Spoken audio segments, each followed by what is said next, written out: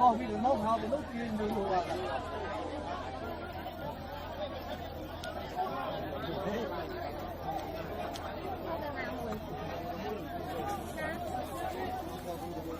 mùi nào bỏ mùi nào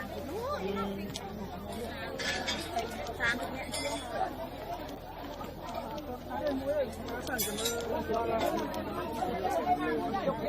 luôn thôi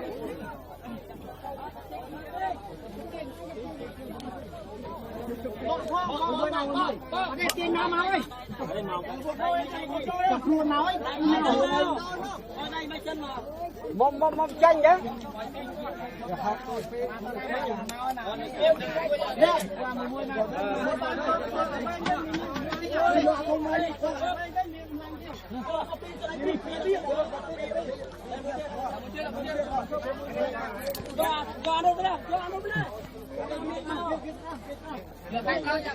được